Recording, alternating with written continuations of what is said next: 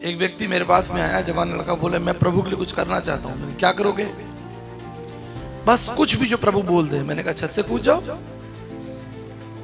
क्या करोगे प्रभु के लिए? कुछ तो चित्र होगा, मानचित्र होगा, कुछ तो तुमने दिशा तय की होगी। पेंटिंग करूंगा, डांस करूंगा, गाना गाऊंगा, गिटार सीखूंगा। कह रहा जो मन में प्रभु जो बोल दे। मैंने कहा तो फिर क्या बोलेंगे प्रभु?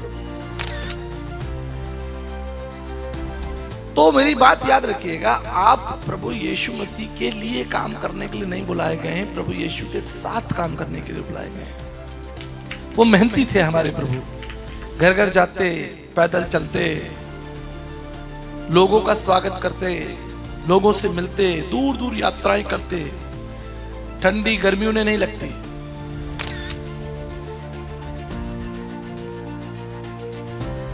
बहुत से मसीह लोग लक्ष्यहीन घूम रहे हैं अपने जीवन में। कोई लक्ष्य नहीं उनके जीवन में। करवटें ले रहे हैं, आराम कर रहे हैं, बुराइयां कर रहे हैं, चुगलियां कर रहे हैं, कमियां निकाल रहे हैं, छेद वाली थैली में धन इकट्ठा कर रहे हैं। सब नीचे गिर जाएगा।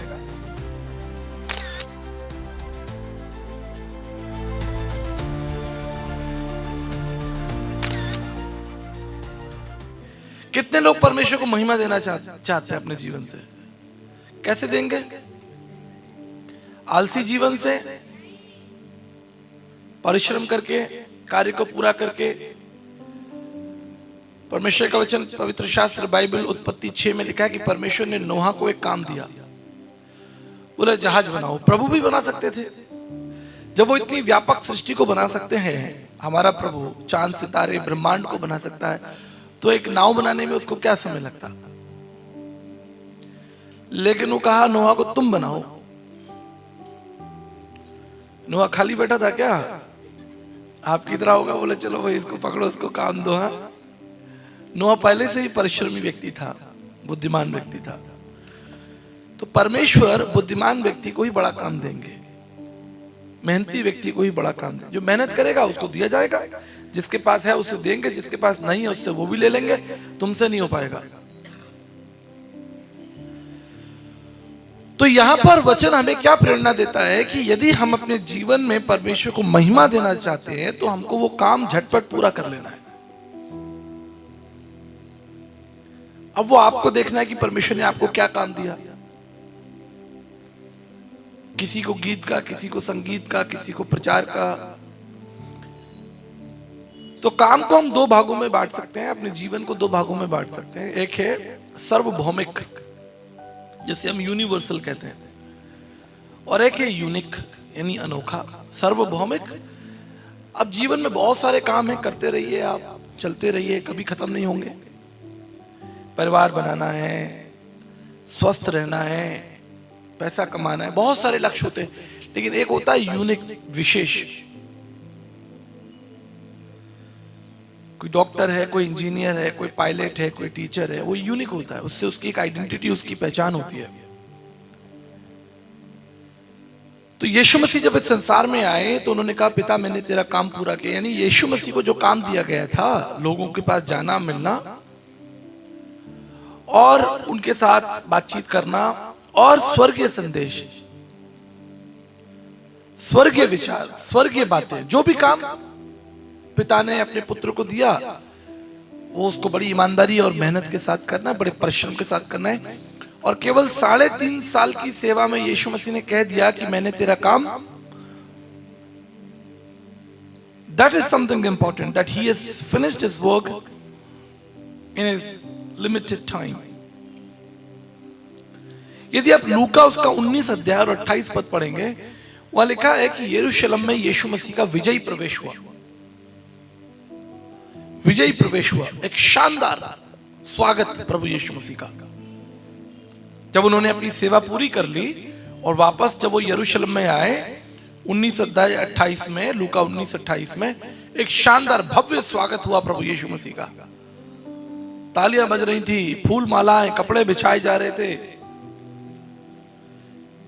एक शानदार स्वागत होना भी चाहिए। क्यों? क्योंकि उन्होंने अपना काम पूरा कर लिया। विजेता है वो, उनके पास एक लक्ष्य था, उन्होंने लक्ष्य पूरा कर लिया।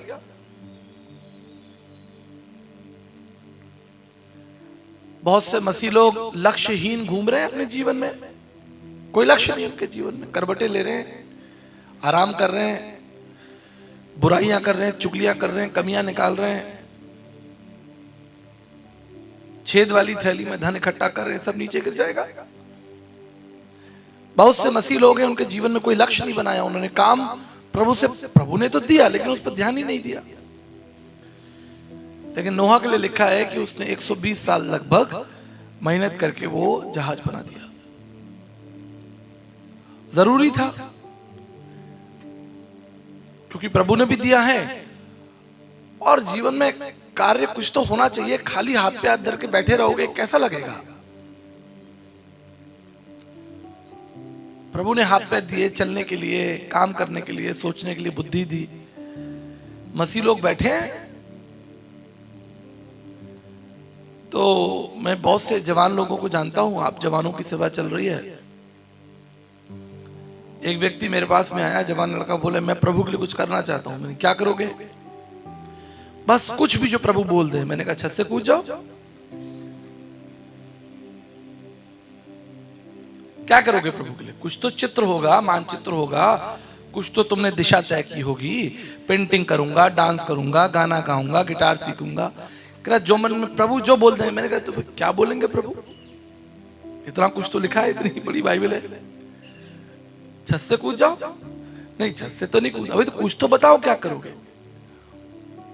लक्ष्य बनाइए, परमेश्वर से प्रार्थना कीजिए। एक आकार मैं आपको बताना चाहता हूं, जब प्रभु आपको कार्य देंगे तो आकार भी देंगे, कि नाव कितनी लंबी होगी, कितनी चौड़ी होगी, कितनी ऊंची होगी।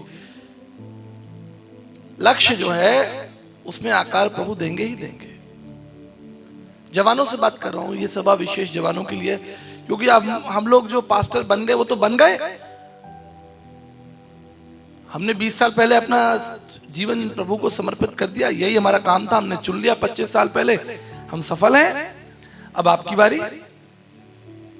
हम तो बच गए, हम निकल आए ठीक टाइम पे। अब आप धक्के खाओ, गर्मी सहो, झंझट दुनिया के। तो प्रभु से प्रार्थना करो कि प्रभु तुम्हें काम भी दे और उस काम को, लक्ष्य को एक दिशा भी दे, आकार भी दे। ऐसे हाथ पे धर के नहीं घूमना, नहीं तो फालतू सोचोगे तो चार्ल्स डार्विन बन जाओगे, फिर फालतू थ्योरी देते फिरोगे। चार्ल्स डार्विन मालूम है आपको? फिर आप उल्टी सीधी थ्योरियां दोगे, ऐसा हुआ, संसार ऐसे बना। रहे कैसे बना? हमसे पूछो, हम वैज्ञानिक बैठे। हमने कॉस्मोलॉजी को अध्ययन किया, हमने एस्ट्रोफिजिक्स को अध्ययन किया, ब्रह्मांड अध्ययन किया हमने। ऐसी थोड़ी कोई घटना घट जाती है। तुम्हें एक मच्छर बना के दिखाओ, पूरा ब्रह्मांड परमेश्वर ने बना दिया, पूरा यूनिवर्स बना दिया। शाम को बताएंगे थोड़ा इसके बारे में, कॉस्मोलॉजी के बारे में। तो प्रभु के साथ चलना है, ये कठिन है, आसान नहीं है, क्योंकि आप प्रभु के लिए काम करने के लिए नहीं बुलाए गए हैं, प्रभु के साथ काम करने के लिए बुलाए गए हैं। और आलसी लोग परमेश्वर के संग, प्रभु के यीशु मसीह के संग क्या काम करेंगे? पीछे ही रह जाएंगे। किसी के घुटने में दर्द है, किसी के कमर में दर्द है, किसी को चक्कर आ रहा है। बीमार लोग प्रभु के संग क्या काम करेंगे? योद्धा चाहिए। जवान जब भर्ती होती है सैनिकों की, तो कमजोर लोगों को पहली बार गेट पे से आउट कर देते हैं। योद्धा चाहिए। आप यीशु मसीह के संग काम करेंगे। यदि आप आलसी हैं, आप बुराई कमियां निकालने वाले लोग हैं, आपका मन शुद्ध नहीं है, पवित्र नहीं है, कर्मठ नहीं है, आप योद्धा नहीं है, क्या काम करोगे आप प्रभु के साथ? मेरा एक सहयोगी है, नया नया उसने ज्वाइन किया, मुझे एक बार बोला भैया आपके संग काम करूंगा। मैंने कहा पक्का? बोले हाँ। तो 3 दिन की कॉन्फ्रेंस चल रही थी हमारी, उसको चक्कर आ गए। बोले यहाँ इतना काम होता है? सुबह 4 बजे से लेकर रात 11 बजे तक एडमिट होना पड़ा उसको, ग्लूकोज चढ़ाया।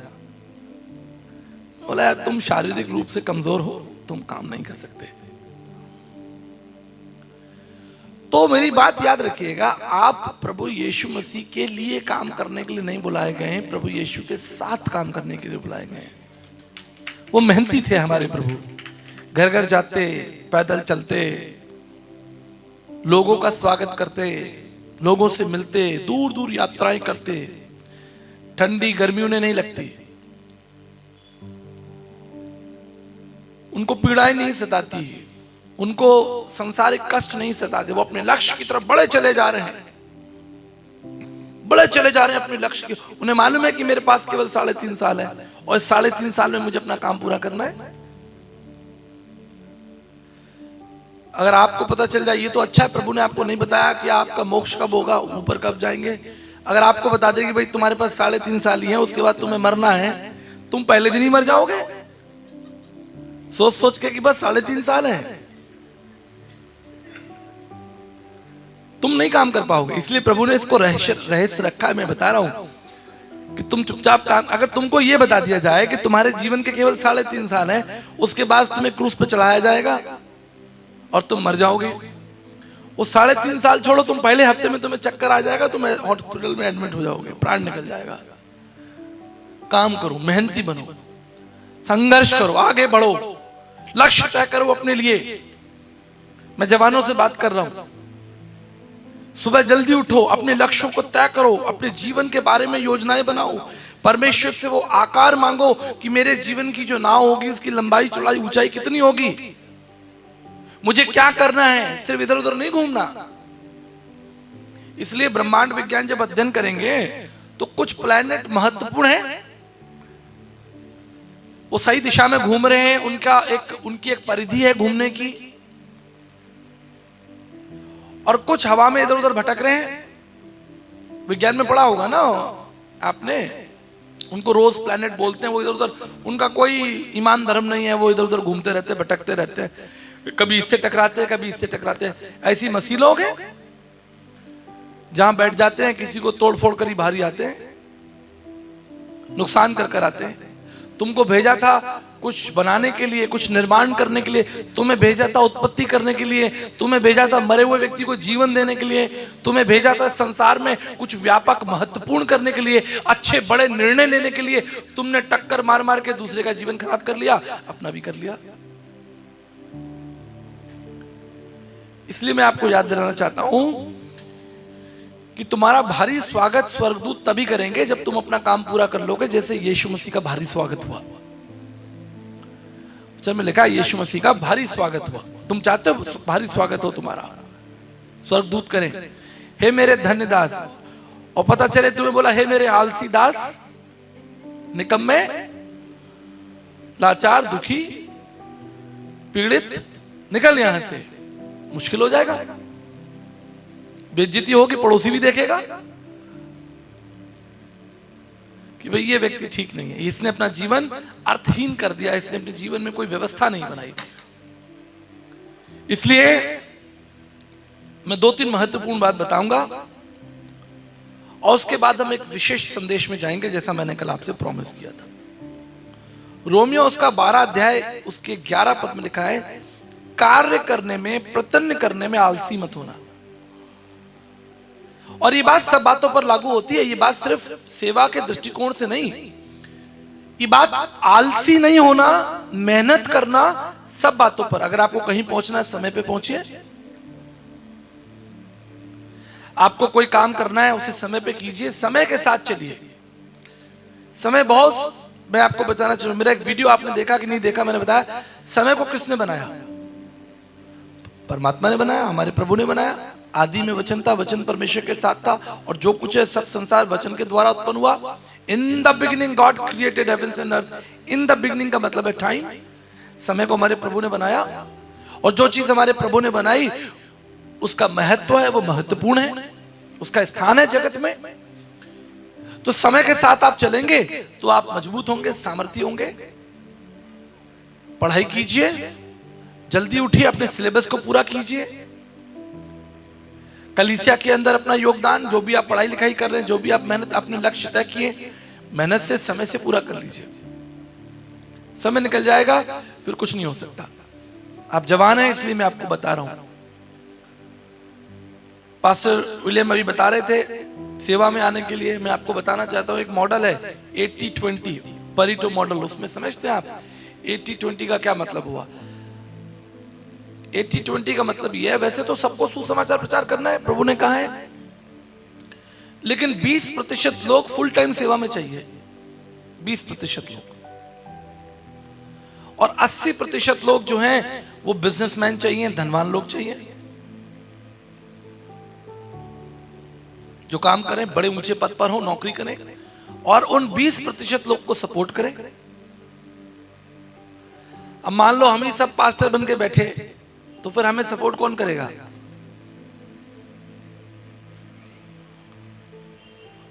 कौन सपोर्ट करेगा? और फिर हमारी सुनेगा कौन? सब पास्टर बैठे, सुनने के लिए जनता भी तो चाहिए। आप जैसे लोग नहीं सुनेंगे, सब पास्टर हो गए, सभी सेवा में आ गए, फिर तो पास्टर लोग आपस में एक दूसरे की कहां सुनते हैं? कहां सुनते हैं बताओ आप? तो 80 और 20 का ये मॉडल होता है। 20% लोग फुल टाइम सेवा में चाहिए और 80% लोग वैज्ञानिक चाहिए, दार्शनिक चाहिए, डॉक्टर्स चाहिए।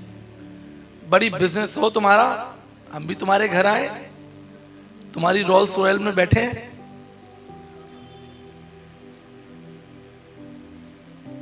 आप समझ रहे हैं मैं क्या कहना चाह रहा हूं? तो आपको जितनी जल्दी आप ये निर्धारित कर रहे हैं कि आप 80% में आ रहे हैं या 20% में आ रहे हैं। कुछ लोग तो कहीं नहीं आ रहे, ना 80% में ना 20 में, बस घूम रहे हैं, चकमा दे रहे हैं दूसरों को। चकमा मिनिस्ट्री खोल लिया,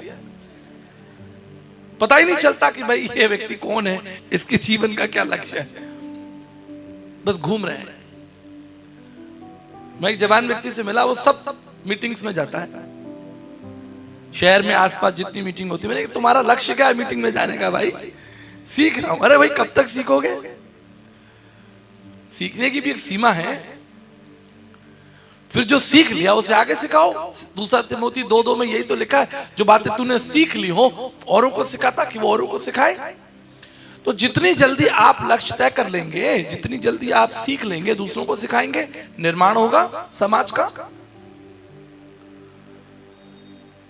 आज दुनिया में जितनी बड़ी बड़ी मशीनें आप देखते हैं, जो भी है आप देख रहे हैं, वैज्ञानिक उपकरण देख रहे हैं,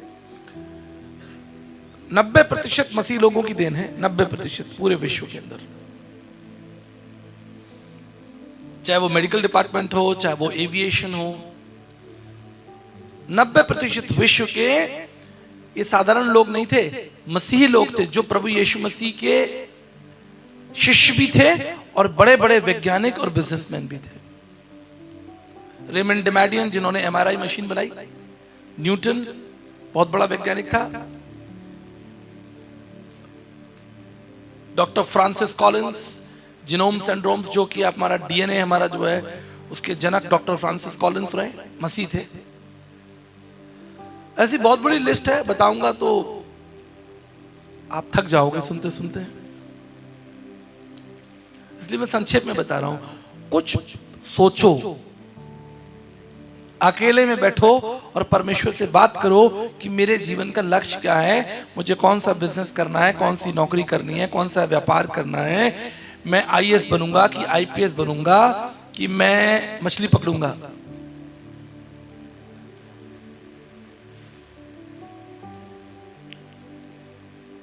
और यदि आप सेवा में भी आना चाहते हो तो तभी आए जब अंदर से प्रभु की बुलाहट हो। ऐसी भावनाओं में मत आ जाना, नहीं तो कुछ नहीं मिलेगा। बहुत धक्के मिनिस्ट्री में। आप सोचो कि अच्छा जी यहां मंच पे आचार्य जी की तरह बैठे, आपको पता चलेगा सारे बाल झड़ जाएंगे, फिर लगाते रहना दवाइयां मिनॉक्सिडिल।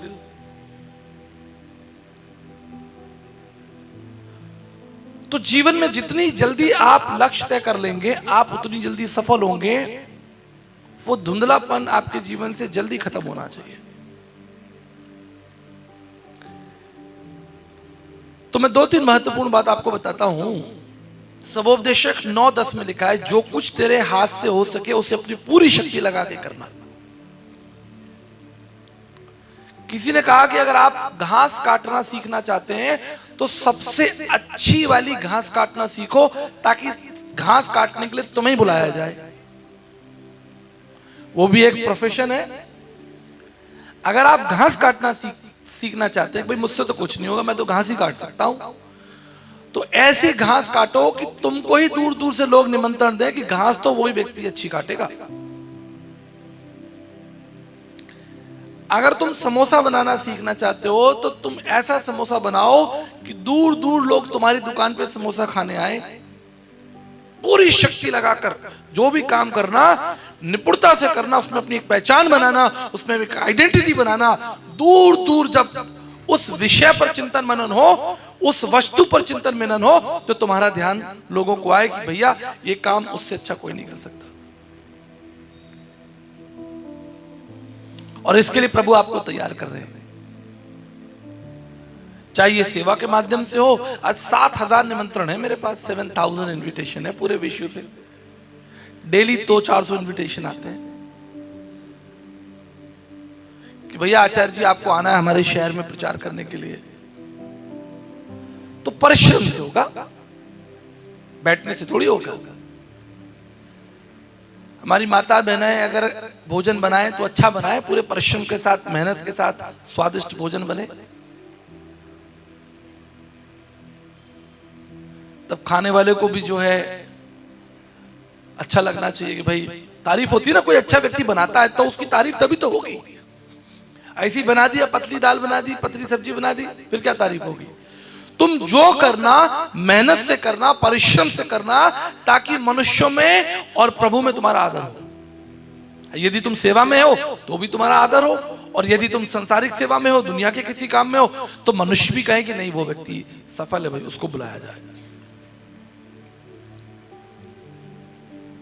और बाइबल में आप देख लीजिए, चाहे आदम हो, नोआ हो, नहमिया हो, मूसा हुआ, सबने काम किया, सबने मेहनत की, सब मेहनती लोग थे। यीशु मसीह स्वयं मेहनती। यीशु मसीह ने पतरस को क्यों चुना, कभी सोचा आपने? क्या वो बुद्धिमान था? बुद्धिमान नहीं था, साधारण व्यक्ति था, लेकिन मेहनती था। उसे यह मालूम था कि यदि मैं ये काम इस व्यक्ति को दूंगा तो ये मेहनत करके इसको पूरा कर देगा।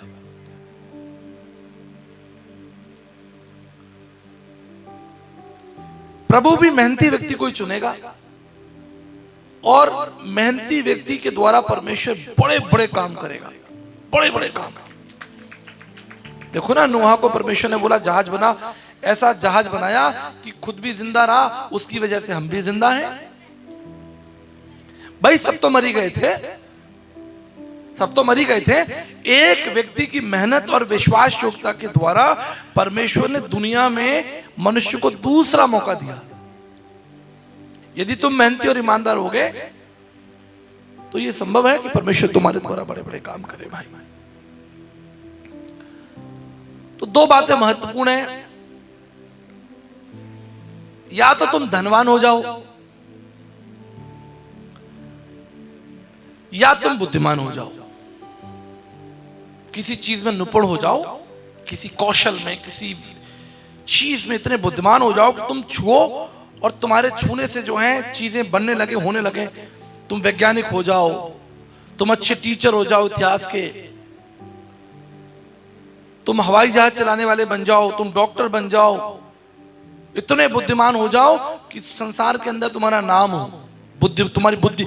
या तो बुद्धिमान हो जाओ, या कुछ नहीं हो तो धनवान तो हो ही जाओ, तो तुम्हारी ख्याति होगी कि भाई वो व्यक्ति धनवान है। इसका उदाहरण मैं देता हूं।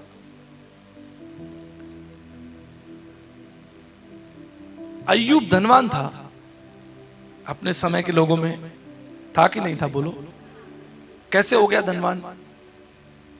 मेहनत तो की होगी, काम तो किया होगा। आप धनवान होंगे, आप अपने धन के द्वारा परमेश्वर की बड़ी महिमा कर सकते हैं। सच बता रहा हूं आपको।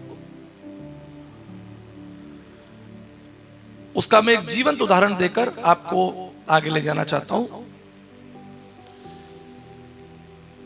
तो जी, मैं छोटी मोटी सभाओं में प्रचार करता था,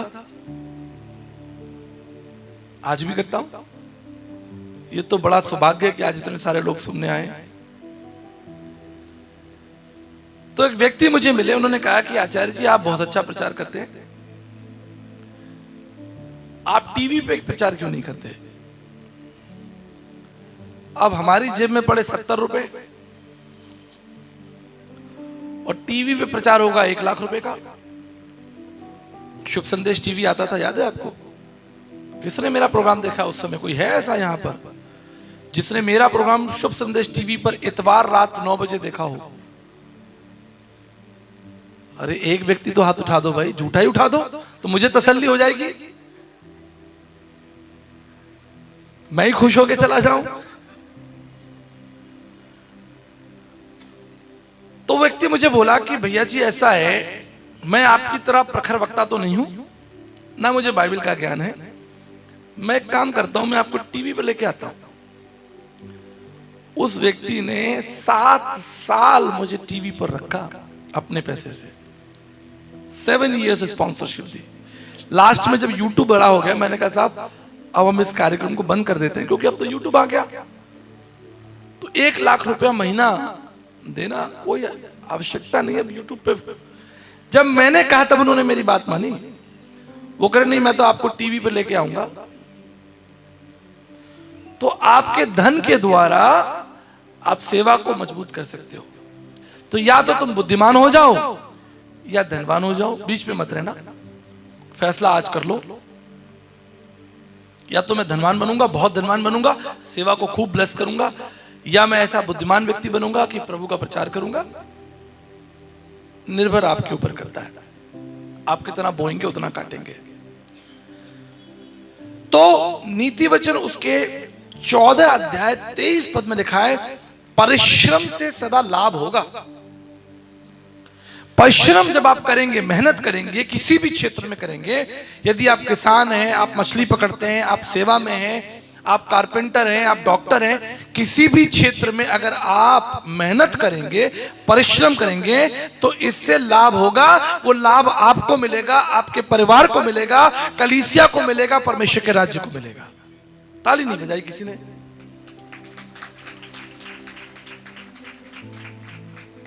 या मैं तुम्हारा जोश बढ़ा रहा हूं, तुम भी मेरा जोश बढ़ाओ, कुछ तो बो। जब तुम परिश्रम करोगे, तुम देखोगे कि तुम्हारे परिश्रम के द्वारा तुम्हारी संतानें आशीष होंगी और उनकी पीढ़ियां भी आशीषित, और वो तुम सदा के लिए स्मरण रखे जाओगे कि हमारे घर में मेहनती, ईमानदार लोग, कर्मठ लोग थे, आलसी लोग नहीं थे।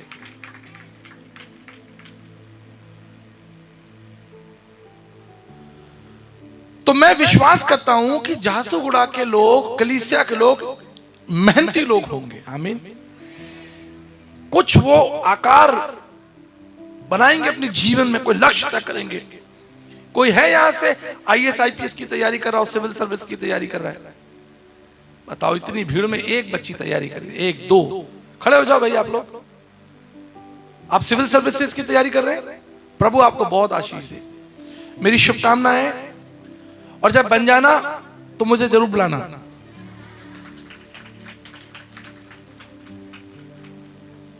और कोई मेडिकल की तैयारी कर रहा है? 1 बच्ची, 2 बच्ची, ठीक है, मेडिकल की तैयारी कर रही है। प्रभु आप सबको बहुत आशीष दे। प्रभु ना करे कि मैं आपको कभी सामना हो आपका मेरा मेडिकल, मैं सदा स्वस्थ रहूं, आपके चक्कर में नहीं आऊं। कोई वकील बनना चाहता है? जी, बहुत बढ़िया। और मीडिया में, मीडिया में कहाँ? अच्छा, आप मीडिया में आना चाहते हैं, आ रहे हैं, कर रहे हैं कुछ काम मीडिया से संबंधित? Very good, very good. पत्रकारिता में, मेरा मतलब पत्रकारिता से है। और भी कोई व्यापार, जीवन में कोई ऐसा लक्ष्य, कोई यूनिक, कोई विशेष व्यक्ति बैठा है यहां पर? कौन है विशेष? क्या विशेष है भाई? अच्छा, बुरा नहीं है। हमारे शहर के अंदर, जयपुर के अंदर, राजस्थान वाला जयपुर, वहां पर एक बहन है, उनका स्मार्ट एंड शाइनी के नाम से बहुत बड़े बड़े सैलून्स बने हुए हैं। बड़े बड़े फिल्म स्टार्स वहां पर अपना मेकअप करवाने आते हैं। बुरा नहीं है, वो भी एक प्रोफेशन है भाई, बहुत बढ़िया प्रोफेशन है। और जब वहां पर वो लोग आते हैं, सामने ही प्रभु यीशु मसीह का वचन लगा हुआ है, घुसते ही, और वर्शिप सॉन्ग चलते रहते हैं। कोई काम जो तुम कर रहे हो यदि वो महिमा के लिए, प्रभु की ग्लोरी के लिए, तो करते रहो उसे। और कोई विशेष, कोई चित्रकार, पेंटर, कलाकार, बहुत सारे। देखो भाई, आप, मुझे मालूम है कई बार जवानों की सभा में बैठकर हम सिर्फ आत्मिक बातें करते हैं, लेकिन पौलुस कह रहा है सब बातों में उन्नति करो भाई, छा जाओ तुम, हवाई जहाज चलाओ, डेंटिंग पेंटिंग करो, कलाकार बन जाओ, अधिकारी बन जाओ, सिविल सर्विसेज में आ जाओ, इंजीनियर बनो। अरे अब इंजीनियर तो पूछा ही नहीं, मैं खुद इंजीनियर हूं। हाँ, तो आप ये जो जीपे वगैरह यूज करते हो, पेटीएम जीपे यूज करते हो, 25 साल पहले हिंदुस्तान के अंदर अमेज़न, फ्लिपकार्ट, जीपे नहीं था। उस समय इसके पीछे जो प्लेटफॉर्म काम कर रहा था, RDBMS, Oracle 9i, relational database management system, websites नहीं हुआ करती थी, थोड़ी बहुत हुआ करती थी, HTML, DHTML, JavaScript, VB script, C++ का मैं इंजीनियर था, Oracle 9i का एक्सपर्ट था मैं। आप क्या सोच रहे हो मैं 8वीं फेल हूं? आगरा यूनिवर्सिटी का टॉपर हूं मैं कंप्यूटर साइंस में। फिर उसके अलावा मेरी अपनी personal studies, higher studies, philosophies में, रिलीजन एंड कल्चर में। ज्ञान से प्रेम रखो। फिलॉसफी का मतलब ही यही है, ज्ञान से प्रेम ना। कोई है यहाँ फिलॉसफी का स्टूडेंट है? फिलॉसफी में हम पढ़ाते हैं, हमारे गुरुकुल में आप एडमिशन ले सकते हैं। भारतीय दर्शन, इंडियन फिलॉसफी में पढ़ाते हैं। बड़ा मजबूत सब्जेक्ट है। आप फिलॉसफर बन जाइए, दार्शनिक बन जाइए, तर्कशास्त्री बन जाइए। दुनिया को तर्क की भी तो जरूरत है ना भाई। अगर तर्कशास्त्री नहीं होंगे, विचार धारा आपके पास नहीं है, तो आप समाज को क्या दिशा देंगे? तो वो भी एक प्रोफेशन है। तर्कशास्त्री बनिए, विचारक बनिए, अपने विचार समाज में रखिए। राजनीति में, सामाजिक दृष्टिकोण में, स्वास्थ्य में, हर जगह बहुत सारे विचारकों की आवश्यकता होती है। वो भी एक प्रोफेशन है अपने आप में। तो जो कुछ तुम करो वो पूरी शक्ति के साथ करो, पूरी शक्ति के साथ। कि हजारों की भीड़ में अगर किसी व्यक्ति को उस वस्तु के बारे में अध्ययन करना हो या उसकी सेवाएं लेनी हो उस संबंधित, तो वो आपको याद करे कि भैया मैं बाल तो वहीं जाकर कटाऊंगा, इलाज तो मैं इस डॉक्टर से ही कराऊंगा, फोटो तो मैं उसी से खिंचवाऊंगा, गाड़ी में अपनी रिपेयर वहीं कराऊंगा। वो व्यक्ति बड़ा अच्छा काम करता है भाई, वो व्यक्ति बहुत अच्छा समोसा बनाता है, या जो भी जीवन के आपके लक्ष्य हो सकते हैं, उसे महिमा दे, परमेश्वर को आदर दे, काम करें। आलसी बैठे ना रहे। जीवन तुमने इतना तो निकाल दिया, सोते जागते, कमियां निकालते हुए, झगड़े करते हुए।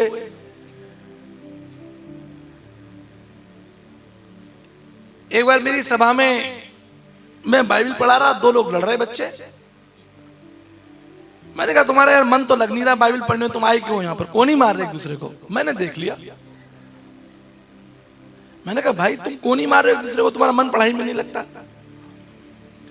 मैं मसीह बच्चों की बात कर रहा हूं।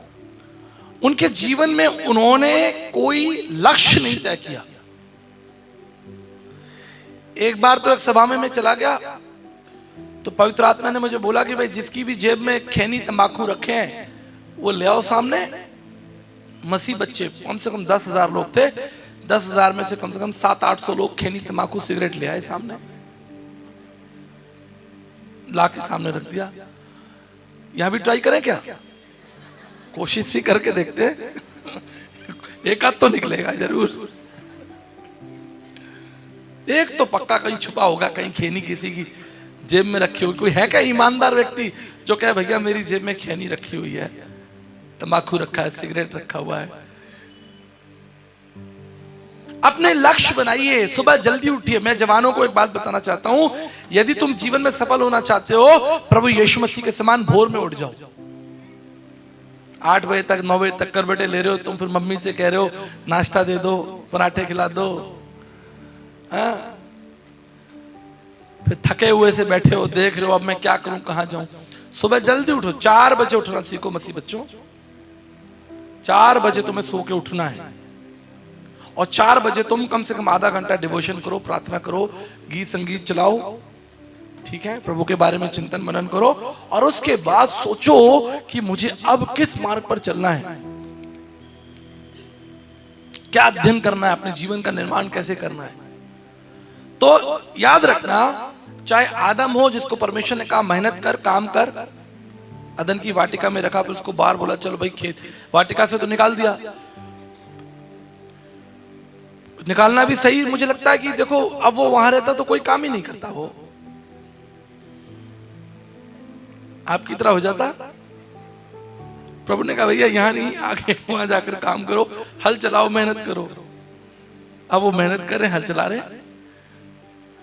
अब्राहम ने भी मेहनत की, पौलुस जिंदगी भर मेहनत करता रहा, टेंट बनाता रहा, नेहमिया ने दीवार बनाई, ठीक है, नोहा ने नाव बनाई। तुमने क्या किया? तुमने अपना व्यर्थ जीवन गवा दिया। मेरी लखनऊ में सभा चल रही थी, एक जवान लड़का मंच पर आ गया, बोला आचार्य जी प्रार्थना कर दो। मैंने कहा क्या प्रार्थना करनी है? बोले मेरे पास मोटरसाइकिल नहीं है, मेरे दोस्तों के पास मोटरसाइकिल है। मैंने कहा चल भाई मोटरसाइकिल। कहता एक और प्रार्थना निवेदन है। मैंने कहा क्या कह रहा? मेरी कोई गर्लफ्रेंड नहीं है। अरे मैंने कहा तू बदमाश है, तू नीचे उतर, तू बदमाश है, नीचे उतर। तो ये भी आपके जीवन का एक हिस्सा है। समय आएगा आपके माता पिता आपके लिए सोचेंगे, आपके बड़े सोचेंगे। अभी तुम छोटे छोटे बच्चे हो, कहां प्यार मोहब्बत में पड़ गए,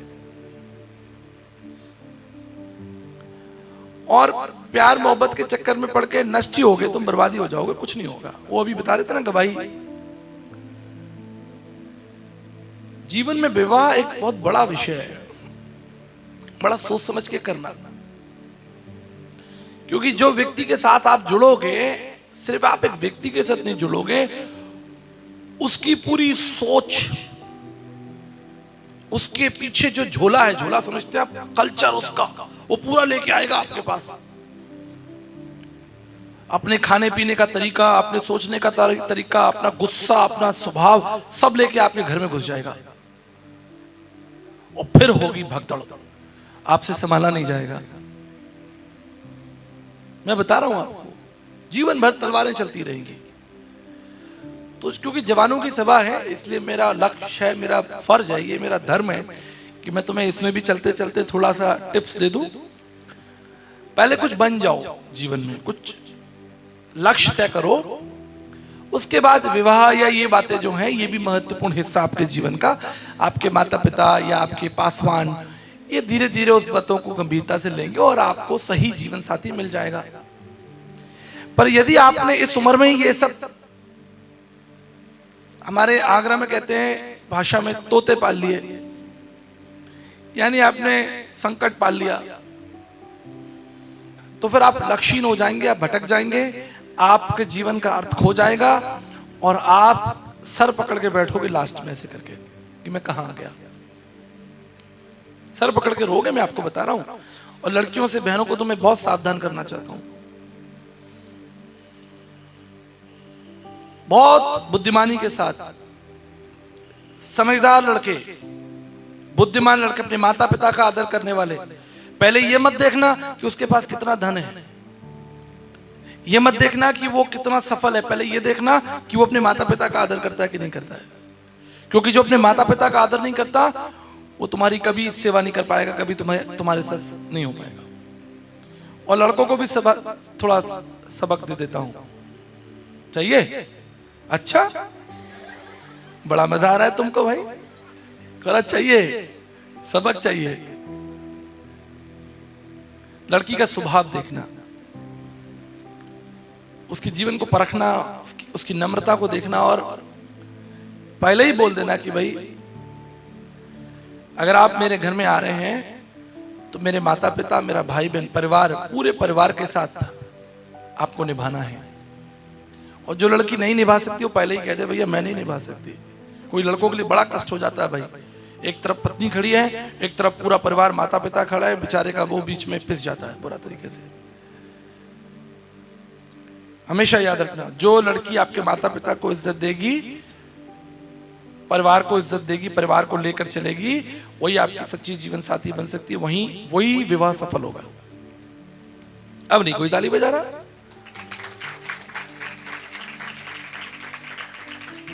आप सिर्फ खूबसूरती देखोगे, चाल ढाल देखोगे, अरे बड़ी अच्छी सुंदर लड़की है, फिर बाद में सर पकड़ के ऐसे रोना है ऐसे करके। पहले प्रभु की बातें परख लेना, पारिवारिक बातें परख लेना, कई विषयों पर उसके विचार जान लेना, परिवार पे, प्रभु पर, समाज के ऊपर, तब तुम्हारा घर जो है वो सफल हो जाएगा। ठीक है?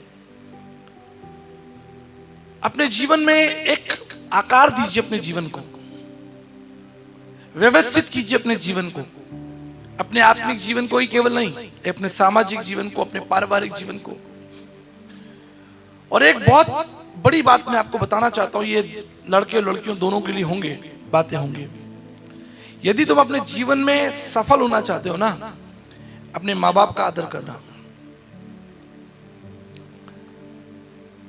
परमेश्वर का वचन हमें इस बात को सिखाता है, निर्गमन उसके 20 अध्याय में, कि अपने माता पिता का 10 कमांडमेंट्स में लिखा हुआ है। देखो, परमेश्वर ने जो 10 आज्ञा दी हैं, उसमें परमेश्वर माता पिता को भूला नहीं। आज भी मेरे माता पिता मेरे साथ रहते हैं। जब मेरे पिताजी रिटायर हुए, वो आगरा में रेलवे में काम करते थे, तो मैं उनके पीछे पड़ गया 1 साल पहले से। मैं बोला, आगरा में आप जब रिटायर हो रहे हैं, बोले एक नया घर बना लेता हूं। मैंने बोला, कोई घर नहीं बनाना, आपको मेरे पास जयपुर आके रहना है। मैंने अपने पिताजी को घर नहीं बनाने दिया। मैंने कहा, जिस दिन आप रिटायर होंगे, उस दिन मैं आपको गाड़ी में बिठाकर रिटायरमेंट ऑफिस से सीधा अपने घर जयपुर लेकर आऊंगा। मैंने उनको छोड़ा नहीं, त्यागा नहीं, उन्होंने मुझे जीवन दिया है। अपने माता पिता के सदैव उस परिधि में बने रहना, उस प्रेम में बने रहना।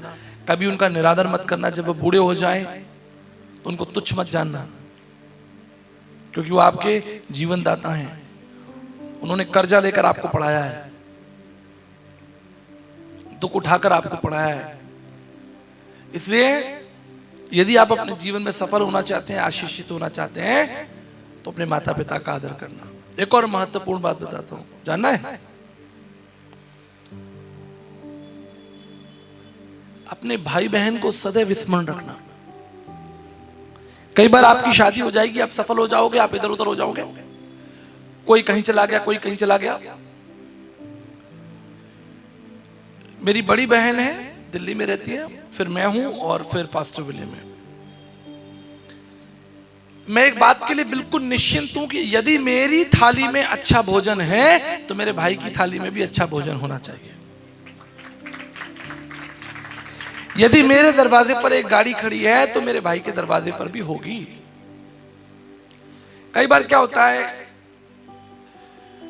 हम विवाह कर दूर चले जाते हैं, पक्षी के समान अपना घर बना लेते हैं, अपनी बीवी बच्चों के साथ रहते हैं, फिर हमारा भाई कष्ट में है, हमारी बहन कष्ट में है, हम भूल ही जाते हैं। वो अपनी जिंदगी की लड़ाई लड़ते रहते हैं, मेहनत करते रहते हैं, परिश्रम करते हैं, लेकिन एक भाई होने का, एक बहन होने का फर्ज आप नहीं निभाते। मेरी 2 बेटियां हैं, मैंने अपनी बड़ी बेटी, छोटी बेटी, दोनों को बैठा के समझा दिया है कि जीवन में कहीं ऐसा मोड़ आए कि मैं ना हूं, तो तुम एक दूसरे का ध्यान रखना, एक दूसरे को छोड़ना नहीं। ये नहीं कि एक तो बहुत सफल हो गई और एक बेचारी तकलीफ में, चिंता में है, ऐसा नहीं होना चाहिए। जब तुम बच्चे थे, छोटे छोटे घर में एक साथ खेलते थे ना, भाई बहन खेलते थे ना, लेकिन जब बड़े हो जाते हो, दूर दूर चले जाते हो, मुंह मोड़ लेते हो। कहां है तुम्हारी भक्ति, कहां तुम्हारी धार्मिकता? तुम्हारे गीत संगीत सब व्यर्थ है, सब झूठ है, यदि तुम अपने परिवार, अपने भाई बहन, अपने माता पिता की सेवा नहीं कर पाए। इसलिए मदर टेरेसा ने एक बहुत अच्छी बात कही। उन्होंने कहा, यदि तुम 100 लोगों को, 100 भूखे लोगों को खाना नहीं खिला सकते, एक को तो खिलाना। यदि आप पूरी दुनिया की सेवा नहीं कर सकते, तो अपने माता पिता और अपने भाई की कर लेना। मैं बताना चाहता हूं, यदि तुमने अपने माता पिता और भाई की, सबने अपनी अपनी जिम्मेदारी उठा ली, तो संसार में कोई भूखमरी कंगाली रहेगी नहीं, क्योंकि परिवार संगठित है, सबने अपने अपने परिवार को संभाल रखा है। कोई आपको नंगा, भूखा और कमजोर नहीं मिलेगा। इसलिए अपने भाई बहनों के साथ हमेशा अपने हक को अदा करना। कैन के समान मत होना, जो अपने भाई से ही ईर्ष्या रखता था, अपने भाई का सर फोड़ दिया उसने।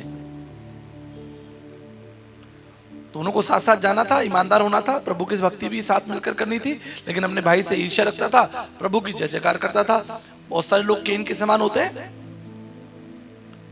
बहुत सारे लोग कैन के समान होते हैं, बड़ा परमेश्वर में भक्ति दिखाते हैं, लेकिन अपने भाई, अपने परिवार, अपने समाज के लिए उनके जीवन में कोई लक्ष्य नहीं होता। इसलिए मेरी शुभकामनाएं, मेरी प्रार्थनाएं सदैव आपके साथ रहेंगी। कुछ महत्वपूर्ण बातें थी जो मैं आपको बता रहा हूं, क्योंकि प्रभु के गीत गा के आप, ठीक है प्रभु महान, प्रभु स्वर्ग में हमें ले जाएगा। अरे भाई, स्वर्ग में जब ले जाएगा, अभी तो 70 साल तो यहीं जीना है, सीधा मरना ही है, स्वर्ग में ही जाना है, या 70-80 साल तो यहाँ जीना है। तो जियोगे तो कैसे जियोगे? मेहनत के साथ जियोगे, परिश्रम के साथ जियोगे, कोई आकार दोगे अपने जीवन में, अपने जीवन में सही निर्णय लोगे, सही स्थान पर पहुंचोगे, सही संबंध अपने माता पिता परिवार को लेकर चलोगे, समाज को लेकर चलोगे, अपने देश को लेकर चलोगे, उन्नति करोगे। और एक बहुत महत्वपूर्ण बात, ये सब तभी संबंध है जब आप स्वस्थ रहोगे। यदि आप स्वस्थ ही नहीं हो तो क्या करोगे, क्या मेहनत करोगे, कहां जाओगे? कुछ नहीं होगा तुमसे। तो स्वस्थ रहना भी आपका धर्म है। यदि तुम स्वस्थ हो तभी तो चल सकोगे। तुम्हारे शरीर के सारे ऑर्गन सही काम कर रहे हैं, कमर में दर्द नहीं है, पैरों में दर्द नहीं है, कंधों में दर्द नहीं है, तुम्हें सही दिखाई देता है। देखो, अभी तक चश्मा नहीं लगा मेरे आंखों में, सीक्रेट है, मैंने काजल बनाया है एक। कितने लोगों को चाहिए? चश्मा नहीं लगेगा आपको 80 साल तक। स्वस्थ रहना भी आपकी जिम्मेदारी है। बाइबल बताती है, परमेश्वर का वचन बताता है कि परमेश्वर ने मनुष्य के लिए सृष्टि की रचना की कि नहीं की? बताओ आप। आपको उधर आकाश में परमेश्वर रख सकता था, ऊपर सफेद सफेद बादलों में, लेकिन प्रभु ने पृथ्वी बनाई। और चूंकि मैं विज्ञान का छात्र हूं, कॉस्मोलॉजी, एस्ट्रोफिजिक्स मेरा सब्जेक्ट है, पूरे यूनिवर्स में कहीं चले जाना, जैसे तो आप जा नहीं सकते, आपको यहीं रहना पड़ेगा। पूरे यूनिवर्स में जितने भी प्लैनेट्स हैं, जितने भी ब्रह्मांड में पिंड बने हुए हैं, जीवन कहीं नहीं है, पेड़ पौधे कहीं नहीं है। पेड़ पौधे, हवा, वनस्पति, खाने पीने की चीजें, वायु, प्रकाश, जो भी मनुष्य के लिए, और मनुष्य भी केवल पृथ्वी पर ही है। ये इस बात की सिद्धता है कि हमारी बाइबल सच्ची है। हमारी बाइबल में परमेश्वर ने आकाश, पृथ्वी को बनाया, संसार को बनाया, लेकिन एक अच्छी बात ये थी कि मनुष्य को बनाने से पहले सारी उसकी जरूरतें बना दी ताकि मनुष्य स्वस्थ रहे। आदम 930 साल तक कैसे जिंदा रहा? क्या कारण था? क्या कारण था कि आदम 900?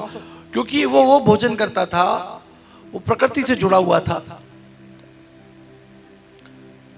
तो आयुर्वेद में एक बड़ा विषय है, स्वस्थस्य स्वास्थ्य रक्षणम अरस्तु विकार प्रश्ननम। इसका मतलब है कि स्वस्थ व्यक्ति के स्वास्थ्य की रक्षा करनी चाहिए और रोगी के विकारों को दूर करना चाहिए। यदि कहीं भी आपके जीवन में रोग है, बीमारी है, तो आप ज्यादा दूर तक चल नहीं पाओगे। वो जो रोग आपके जीवन में है, उन विकारों को दूर करना है। यार, प्रकृति बनाई हमारे प्रभु ने, प्रकृति बनाई हमारे प्रभु ने, पेड़ पौधे, जीव, वनस्पतियां सारी, और क्रेडिट ले गए सारा रामदेव बाबा जी। मुझे इसमें उनसे कोई द्वेष नहीं है, जो व्यक्ति बुद्धिमान है उसका आदर करना चाहिए। क्रेडिट सारा वो ले गए, क्रेडिट आपको लेना चाहिए था, आपको भी कुछ सीखना चाहिए था।